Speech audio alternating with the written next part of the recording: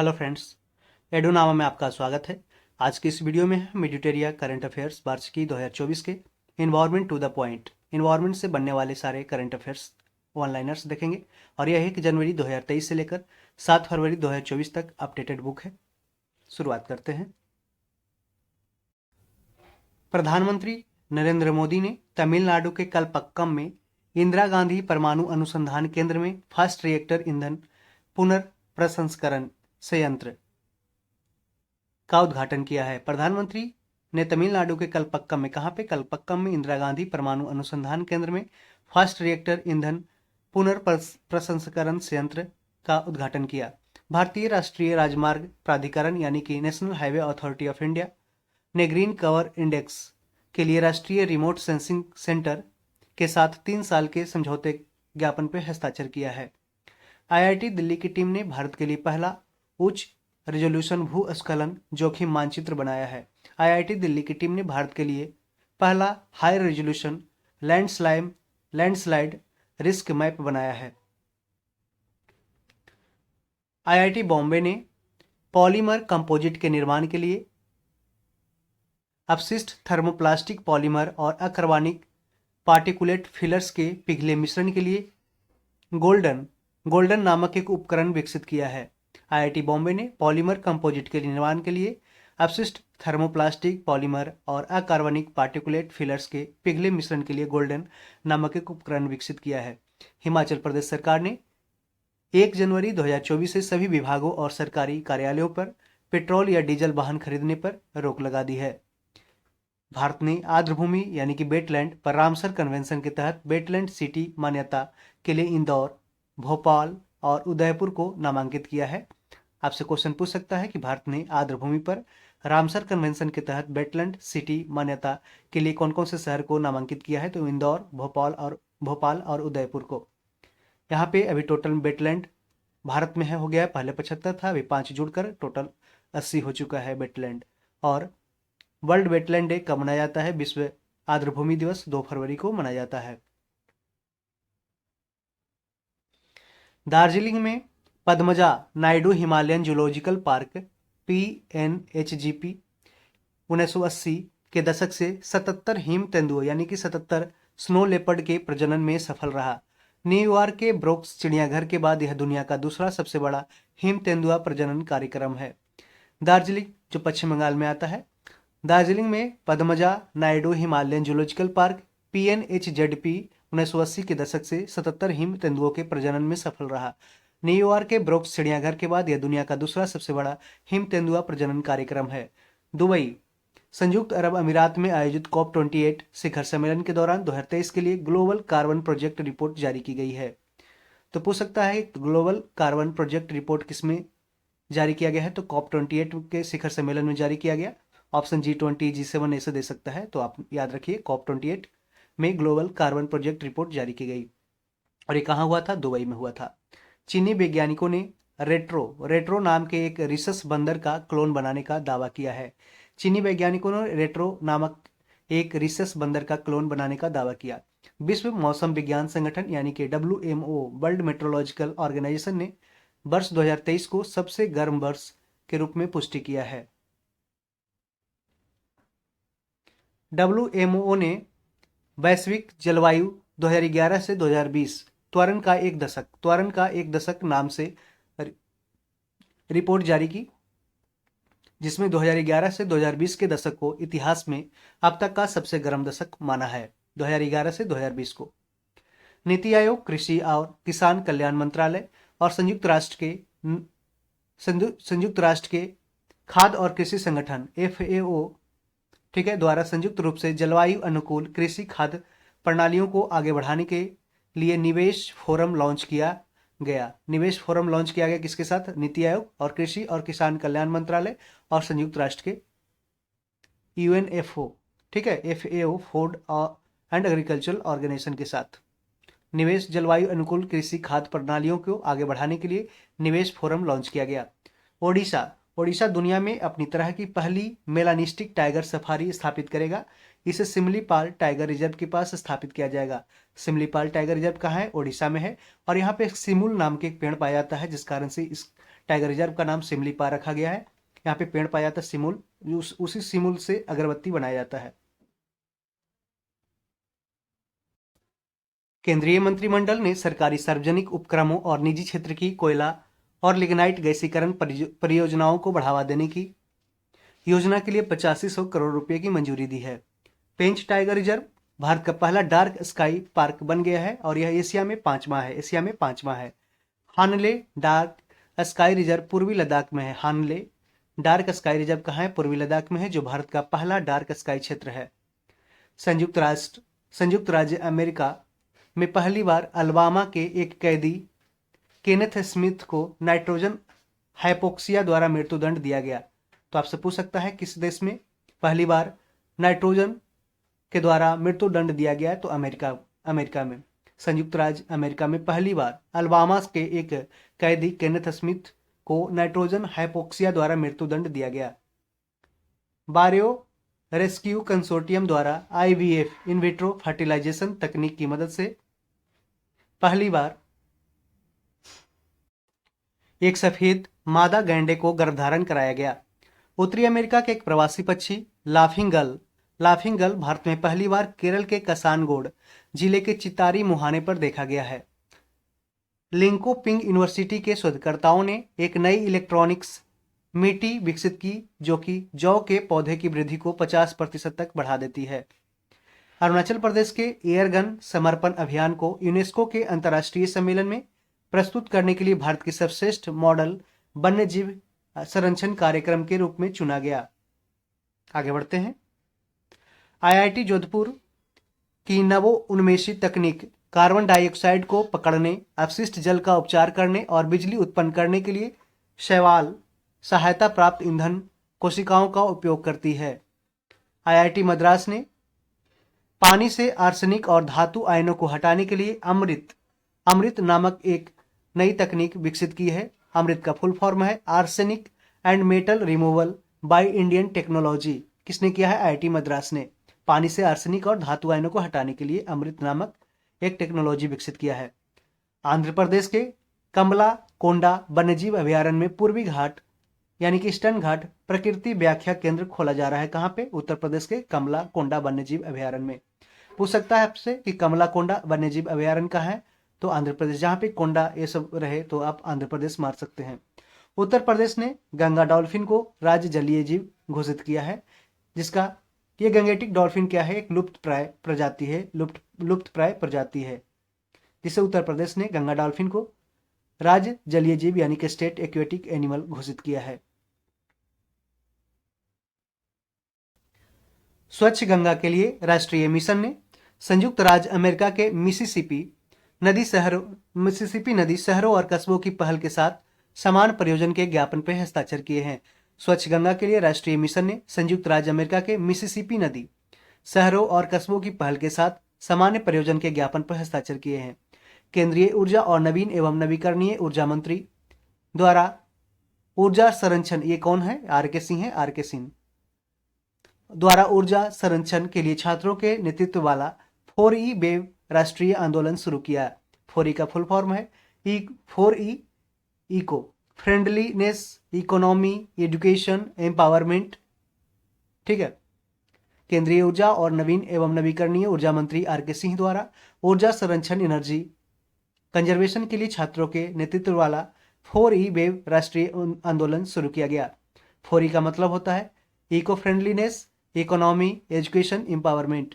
COP28 के दौरान अफ्रीकी नेताओं ने अफ्रीकी उद्योगों में हरित विकास में तेजी लाने के लिए हरित औद्योगिकरण पहल शुरू किया है, यानी कि ग्रीन इंडस्ट्रियलाइजेशन इनिशिएटिव की शुरुआत की है COP28 के दौरान अफ्रीकी नेताओं ने। UNEP united nation environment programme, जिसका मुख्यालय है केन्या की राजधानी नैरोबी में, UNEP ने ग्लोबल कूलिंग वॉच 2023 रिपोर्ट जारी किया है। पूछ सकता है ग्लोबल कूलिंग वॉच 2023 रिपोर्ट किसने जारी किया है? UNEP ने, जो कूलिंग से लगभग शून्य उत्सर्जन प्राप्त करने के तरीकों पर प्रकाश डालती है। केंद्र सरकार ने गुजरात के कच्छ में बन्नी ग्रासलैंड में चीता प्रजनन केंद्र स्थापित करने की मंजूरी दी है। टाइगर रिप्रोडक्शन सेंटर स्थापित करने की मंजूरी दी है। कहां पे? गुजरात के कच्छ में बन्नी ग्रासलैंड में। डायरेक्ट पूछता है क्वेश्चन कि बन्नी ग्रासलैंड कहाँ है, तो ये गुजरात के कच्छ में है।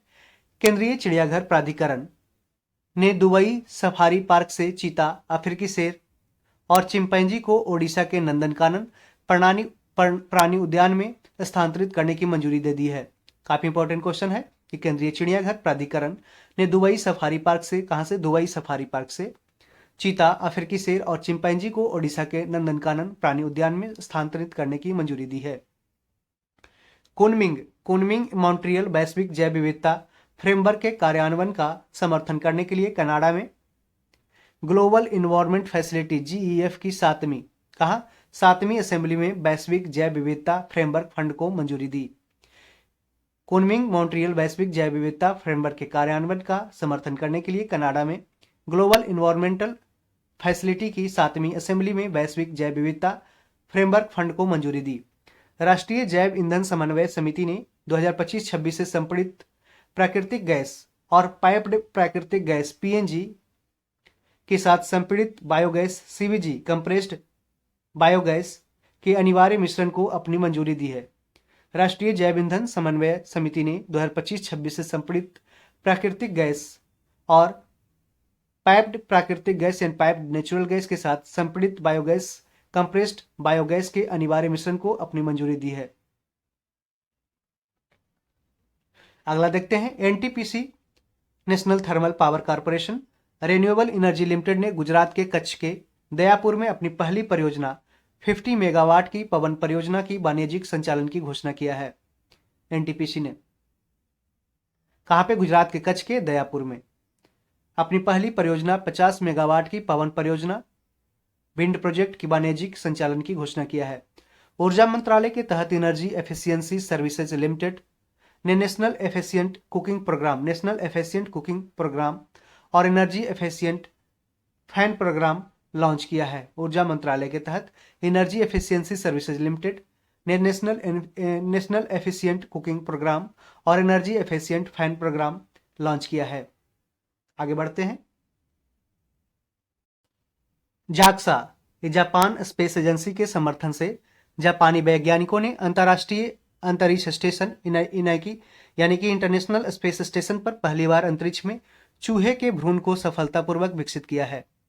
जाक्सा के समर्थन से जापानी वैज्ञानिकों ने अंतर्राष्ट्रीय अंतरिक्ष स्टेशन पर पहली बार अंतरिक्ष में चूहे के भ्रूण को सफलतापूर्वक विकसित किया है। बॉम्बे हाईकोर्ट ने गोवा सरकार को 3 महीने के भीतर महादई यहाँ लिखा महादई, ठीक है, महादई वन्यजीव अभयारण्य और राज्य के अन्य निकटवर्ती क्षेत्र में एक बाघ रिजर्व को अधिसूचित करने का निर्देश दिया है। बॉम्बे हाईकोर्ट ने गोवा सरकार को 3 महीने के अंदर महादई वन्यजीव अभयारण्य और राज्य के अन्य निकटवर्ती क्षेत्रों में एक बाघ रिजर्व को अधिसूचित करने का निर्देश दिया। पूछ सकता है आपसे क्वेश्चन कि महादई वन्यजीव अभयारण्य कहाँ है, तो ये गोवा है, गोवा में है। भारतीय उष्ण, और गोवा किसके अंदर आता है, तो ये बॉम्बे हाईकोर्ट के अंदर आता है, ये भी ध्यान रखें। भारतीय उष्णकटिबंधीय मौसम विज्ञान संस्थान पुणे ने वर्षा लाने के लिए सोलापुर शहर में क्लाउड सीडिंग प्रयोग का प्रदर्शन किया है। भारतीय उष्णकटिबंधीय मौसम विज्ञान संस्थान पुणे ने वर्षा लाने के लिए सोलापुर शहर में क्लाउड सीडिंग प्रयोग का प्रदर्शन किया। अंतर्राष्ट्रीय ऊर्जा एजेंसी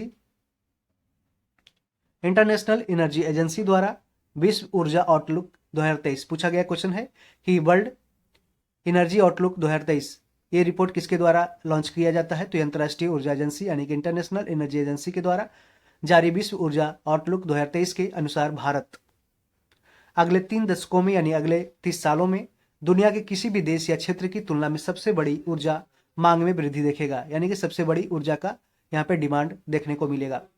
ऑक्सफैम द्वारा जारी जलवायु समानता यानी कि क्लाइमेट इक्वालिटी 99% के लिए एक ग्रह 99% के लिए एक ग्रह रिपोर्ट में बताया गया है कि वैश्विक आबादी यानी कि ग्लोबल पॉपुलेशन का सबसे अमीर 1% सबसे गरीब 66% के बराबर कार्बन उत्सर्जित करता है। विश्व में 1.3 मिलियन मौतें गर्मी से संबंधित होती है। यहाँ पे ये काफी इंपॉर्टेंट क्वेश्चन है। ऑक्सफैम द्वारा जारी जलवायु समानता 99% के लिए एक ग्रह, यह रिपोर्ट किसने किया है, ऑक्सफैम ने जारी किया है, जिसमें बताया है कि वैश्विक आबादी का सबसे अमीर 1% सबसे गरीब 66% के बराबर कार्बन उत्सर्जित करता है, यानी कि जो जितना गरीब 66% गरीब जनसंख्या है जितना करता है अगर कार्बन उत्सर्जन, उसमें उसका 1% है जो, मैंने सिर्फ 1% अमीर जितना करता है उसके बराबर हो जाता है। ठीक है। और विश्व में 1.3 मिलियन मौतें गर्मी से होती है। किसको होती है? तो ये गरीब लोग मरते हैं। बेंगलुरु ने जलवायु परिवर्तन से निपटने के लिए C40 सिटीज की प्रतिबद्धता के अनुरूप अपनी जलवायु कार्य योजना क्लाइमेट वर्क प्लान है जो शुरुआत किया है बेंगलुरु ने। आईआईटी बॉम्बे ने कार्बन नैनो फ्लोरेंट बनाया है जो सूरज की रोशनी की कुशलता से गर्मी में बदल सकता है। आईआईटी बॉम्बे ने कार्बन नैनोफ्लोरेट बनाया है जो सूरज की रोशनी को कुशलता से गर्मी में बदल सकता है। IIT Bombay national centre of excellence in carbon capture and utilisation ने एक ऊर्जा कुशल तकनीक विकसित किया है जो परिवेश के तापमान पर कार्बन डाइऑक्साइड को कार्बन मोनोऑक्साइड में परिवर्तित करता है। विश्व स्वास्थ्य संगठन यानी कि वर्ल्ड हेल्थ ऑर्गेनाइजेशन, जिसकी स्थापना 7 अप्रैल 1948 को किया गया, इसलिए 7 अप्रैल को विश्व स्वास्थ्य दिवस मनाया जाता है। और इसका हेडक्वार्टर कहाँ है? जिनेवा में है। विश्व स्वास्थ्य संगठन ने जलवायु लचीले और कम कार्बन वाले स्वास्थ्य प्रणालियों के निर्माण के लिए एक परिचालन ढांचा पेश किया है। भारतीय विज्ञापन मानक परिषद ने ग्रीन वॉशिंग से निपटने के लिए दिशा निर्देशों का 9 सूत्रीय मसौदा पेश किया है। भारतीय विज्ञापन मानक परिषद ने ग्रीन वॉशिंग से निपटने के लिए दिशा निर्देशों का 9 सूत्रीय मसौदा पेश किया है। वन अनुसंधान संस्थान कहाँ पे है? तो देहरादून में है। और ये 1878 में पहले एस्टैब्लिश हुआ था, बाद में ये फिर वन अनुसंधान संस्थान के रूप में है जो विकसित किया गया देहरादून में। अभी दरोगा पोस्ट 64 पोस्ट पीटी में पूछा गया क्वेश्चन है। वन अनुसंधान संस्थान देहरादून ने 2023 में वनों पर संयुक्त राष्ट्र मंच के एक भाग के रूप में कंट्री लेड इनिशिएटिव कार्यक्रम की मेजबानी की है। भारतीय सेना ने हिमाचल प्रदेश के बकलोह में, कहाँ पे? हिमाचल प्रदेश के बकलोह में विशेष बल प्रशिक्षण स्कूल यानी कि स्पेशल फोर्सेस ट्रेनिंग स्कूल में विशेष बलों को प्रशिक्षित करने के लिए अपनी पहल ऊर्ध्वाधर पवन सुरंग स्थापित किया है। ऊर्ध्वाधर पवन सुरंग स्थापित किया किसने? भारतीय सेना ने हिमाचल प्रदेश के बकलोह में। केरल के केसरगोड जिला अधिकारिय तौर पर अपने पेड़, फूल, पक्षी और प्रजातियों को नामित करने वाला भारत का पहला जिला बन गया है। केरल का कसरगोड जिला आधिकारिक तौर पर अपने पेड़, फूल, पक्षी और प्रजातियों को नामित करने वाला भारत का पहला जिला बन गया है। पर्यावरण, वन और जलवायु परिवर्तन मंत्रालय अभी किनके पास है? तो भूपेंद्र यादव हैं भी। उनके द्वारा 13 अक्टूबर 2023 को इको मार्क योजना अधिसूचित की गई। यह विशिष्ट पर्यावरणीय मानदंडों को पूरा करने वाले घरेलू और उपभोक्ता उत्पादों के लिए मान्यता और लेबलिंग प्रदान करता है। ध्यान रहे 1991 से इको मार्क है जो भारत में प्रोवाइड किया जा रहा है। प्रशासक केंद्रीय प्रदूषण नियंत्रण बोर्ड एवं भारतीय मानक ब्यूरो के द्वारा है जो आगे संचालन किया जा रहा है। जलवायु सेवाओं के लिए वैश्विक ढांचे के आधार पर भारतीय मौसम विज्ञान विभाग जलवायु सेवाओं के लिए राष्ट्रीय ढांचे की स्थापना कर रहा है। 46 अल्प विकसित देशों के मंत्रियों ने जलवायु परिवर्तन पर एक संयुक्त डकार घोषणा जारी किया है। 46 अल्प विकसित देशों के मंत्रियों ने जलवायु परिवर्तन पर एक संयुक्त डकार घोषणा जारी किया है, डकार डिक्लेरेशन। पूछ सकता है डकार घोषणा किससे संबंधित है? तो जलवायु परिवर्तन से संबंधित है, जिसमें 46 अल्प विकसित देशों के द्वारा किया गया है। National institute for interdisciplinary science and technology द्वारा दोहरी कीटाणु शोधन सॉलिडिफिकेशन प्रणाली शुरू की गई है जो रोगजनक बायोमेडिकल कचरे को सुरक्षित और अस्थायी रूप से प्रतिबंधित करेगी।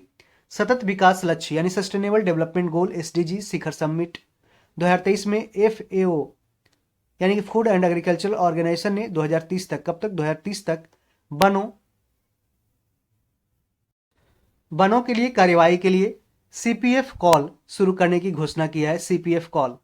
जनजातीय मामलों के मंत्रालय अभी अर्जुन मुंडा है जिन्होंने सामुदायिक वन संसाधनों यानी कि कम्युनिटी फॉरेस्ट रिजर्व्स के संरक्षण, प्रबंधन और सतत उपयोग के नए दिशा निर्देश जारी किए हैं। मत्स्य पालन, पशुपालन और डेयरी मंत्री ने तमिलनाडु में, कहाँ पे? तमिलनाडु में भारत के पहले बहुउद्देशीय समुद्री शैवाल पार्क की स्थापना की आधारशिला रखी है। आपसे पूछ सकता है कि अभी तमिलनाडु में भारत के पहले बहुउद्देशीय समुद्री शैवाल पार्क यानी कि मैरीन एल्गी पार्क की स्थापना कहाँ किया गया है? तमिलनाडु में। भूवैज्ञानिकों जियो साइंटिस्ट ने पूर्वी लद्दाख हिमालय के बर्त्से क्षेत्र में समुद्र तल से 18,000 फीट की ऊंचाई पर मूंगा चट्टान के जीवाश्मों की खोज की है। भूवैज्ञानिकों ने पूर्वी लद्दाख हिमालय के वर्त्से क्षेत्र में समुद्र तल से 18,000 फीट की ऊंचाई पर मूंगा चट्टान के जीवाश्मों की खोज की है। इंटरनेशनल कोरल रीफ इनिशिएटिव ने global fund for coral reefs और हाई लेवल क्लाइमेट चैंपियंस के सहयोग से coral reef breakthrough launch किया है। कोरल रीफ ब्रेक थ्रू किसने लॉन्च किया है? इंटरनेशनल कोरल रीफ इनिशिएटिव ने global fund for coral reefs और हाई लेवल क्लाइमेट चैंपियंस के सहयोग से coral reef breakthrough launch किया है। भारतीय विज्ञान संस्थान के सामग्री अनुसंधान केंद्र के वैज्ञानिकों ने एक नए प्रकार का एंजाइम मिमिटेक नैनो-पीटीए विकसित किया है, जो सूर्य के प्रकाश की उपस्थिति में औद्योगिक अपशिष्ट जल में जहरीले रसायनों को प्रभावी ढंग से नष्ट कर सकता है। आर्थिक मामलों की कैबिनेट समिति ने 13 गीगावाट नवीकरणीय ऊर्जा परियोजना के लिए ग्रीन एनर्जी कॉरिडोर चरण 2 अंतरराज्य ट्रांसमिशन सिस्टम को मंजूरी दे दी है। पावर ग्रिड कार्यान्वयन एजेंसी है। इसमें एजेंसी कौन है? Power grid. कोले बेटलैंड, ये कहाँ पे? केरल में। कोले बेटलैंड केरल में एक रामसर साइट है जो कैवोम्बा फुरकुटा यानी कि पिंक ब्लूम नामक एक आक्रामक विदेशी पौधे इन्वेजिव प्लांट है। इसकी प्रजाति से एक नए खतरे का सामना कर रही है। कोले बेटलैंड केरल में है। एक रामसर साइट है जो कैवोम्बा फुरकुटा पिंक ब्लूम नामक एक आक्रामक विदेशी पौधे की प्रजाति से एक नए खतरे का सामना कर रही है। शिकागो विश्वविद्यालय की ऊर्जा नीति संस्थान ने खुलासा किया है कि सूक्ष्म कण वायु प्रदूषण यानी PM 2.5 पार्टिकुलेट मैटर 2.5 के कारण भारतीयों की औसत जीवन प्रत्याशा, जो औसत एवरेज लाइफ एक्सपेक्टेंसी है, वो 5.3 वर्ष कम हो गई और दिल्ली में यह 11.9 वर्ष है। 5.3 वर्ष कम हो गया है पूरे भारतीयों में, और दिल्ली में कितना कम गया है? 11.9 वर्ष। भारतीय तटरक्षक बल के महानिदेशक कौन है? राकेश पाल हैं। राकेश पाल इंडियन कोस्ट गार्ड फोर्स के महानिदेशक हैं। राकेश पाल, उनकी अध्यक्षता में गुजरात में राष्ट्रीय तेल रिसाव आपदा आकस्मिकता योजना की 25वीं बैठक आयोजित की गई। कहां पे? गुजरात में। घरेलू आवास क्षेत्र में टिकाऊ और पर्यावरण के अनुकूल निर्माण प्रथाओं को बढ़ावा देने के लिए भारतीय उद्योग परिसंघ यानी कि कन्फेडरेशन ऑफ इंडियन इंडस्ट्रीज का एक हिस्सा इंडियन ग्रीन बिल्डिंग काउंसिल ने नेस्ट नामक एक नई रेटिंग और प्रमाणन पहल शुरू किया है। काफी एग्जाम में ये पूछा जा सकता है क्वेश्चन। घरेलू आवास क्षेत्र में टिकाऊ और पर्यावरण के अनुकूल निर्माण प्रथाओं को बढ़ावा देने के लिए भारतीय उद्योग परिसंघ किसने?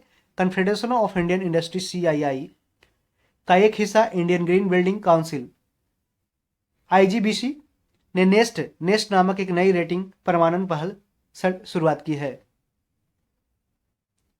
वैश्विक समुदाय से कवक यानी कि फंगस के महत्व पर जोर देने के लिए संयुक्त राष्ट्र जैव विविधता यूनाइटेड नेशन बायोडाइवर्सिटी ने फंगा अभियान शुरू किया है, जिसमें वनस्पतियों और जीवों, वनस्पति बोलते हैं फ्लोरा को जिसमें प्लांट्स आते हैं, और फौना बोलते हैं एनिमल को जिसमें जीव आते हैं। ठीक है, तो जिसमें वनस्पतियों और जीवों के साथ साथ कवक यानी फंगा शब्द को शामिल करने का आग्रह किया है। ब्राजील के शहर है बेलम में आयोजित अमेजॉन सहयोग संधि संगठन शिखर सम्मेलन के दौरान दक्षिण अमेरिकी देशों के प्रमुखों ने अमेजन रेन फॉरेस्ट की सुरक्षा को प्राथमिकता दी है। तो आपसे पूछ सकता है कि जो अभी बेलम सम्मेलन कहाँ हुआ था और किस लिए हुआ था? तो ब्राजील के बेलम शहर में अमेजन जो वर्षा वन है उसको बचाने के लिए किया गया था, और ये ब्राजील दक्षिण अमेरिका में है एक देश। यूरोपियन यूनियन ने ग्रीन हाउस गैसों के उत्सर्जन को कम करने के लिए फिट फॉर 55 यूरोपियन संघ यानी कि यूरोपियन यूनियन ने, जिसका मुख्यालय कहाँ है यूरोपियन यूनियन का? बेल्जियम की राजधानी ब्रुसेल्स है। यूरोपियन यूनियन ने ग्रीन हाउस गैसों के उत्सर्जन को कम करने के लिए फिट फॉर 55 नामक एक व्यापक जलवायु कार्य योजना पेश किया है। इसका उद्देश्य है 2030 तक, कब तक? 2030 तक शुद्ध ग्रीन हाउस गैस उत्सर्जन को कम से कम 55% तक कम करना है। ठीक है, यानी कि 55 में 55% है जो ग्रीन हाउस गैस को उत्सर्जन कम करना है। कब तक 2030 तक। और किसने किया है? यूरोपियन यूनियन ने किया है। क्वेश्चन पूछ सकता है।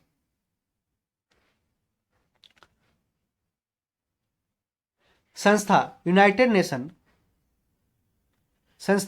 Nation economic and social commission for Asia and the Pacific यानी कि यूएन ने हाल ही में रेस टू नेट जीरो शीर्षक से एक रिपोर्ट जारी किया है।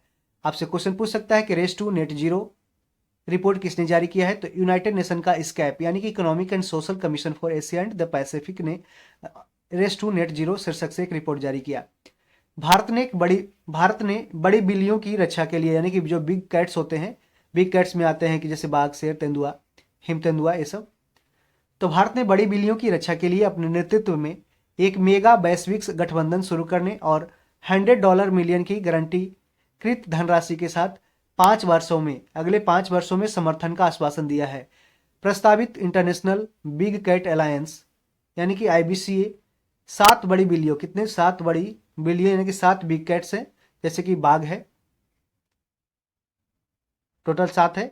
बाघ, शेर, तेंदुआ को लेपर्ड बोलते हैं, बाघ को टाइगर, शेर को लायन, तेंदुआ लेपर्ड, हेम तेंदुआ यानी स्नो लेपर्ड, पियूमा जगुआर और चीता के संरक्षण और पुनर्वास की दिशा में काम करेगा। भारत ने बड़ी बिल्लियों की रक्षा के लिए अपने नेतृत्व में एक मेगा वैश्विक गठबंधन शुरू करने और किसने किया है? तो भारत ने बड़ी बिल्लियों की रक्षा के लिए अपने नेतृत्व में एक मेगा वैश्विक गठबंधन शुरू करने और $100 मिलियन की गारंटीकृत धनराशि के साथ 5 वर्षों में समर्थन का आश्वासन दिया है। प्रस्तावित इंटरनेशनल बिग कैट अलायंस 7 बड़ी बिल्लियों बाघ, शेर, तेंदुआ, हिम तेंदुआ, प्यूमा, जगुआर और चीता के संरक्षण और पुनर्वास की दिशा में काम करेगा। उम्मीद करते हैं कि यह वीडियो काफ़ी अच्छा लगा होगा और यह इन्वायरमेंट से जितने सारे one liner current affairs edit area में दिया गया है उसको हमने हूबहू यहाँ पे आपके सामने पेश किया है। तो आशा करते हैं और भी अगर वीडियो आपको देखना है तो आप जाके इसके प्लेलिस्ट में देख सकते हैं। उसका प्लेलिस्ट का लिंक हम डिस्क्रिप्शन में दे देंगे, आप उसे जाकर देख सकते हैं, या फिर आई बटन में आपको क्लिक यहाँ पे हो जाएगा, आप उसे जाकर देख सकते हैं। उम्मीद करते हैं कि आपको वीडियो अच्छा लगा होगा। इसे दोस्तों में ज़रूर शेयर करें और चैनल को सब्सक्राइब जरूर कर लें। All the best, thank you.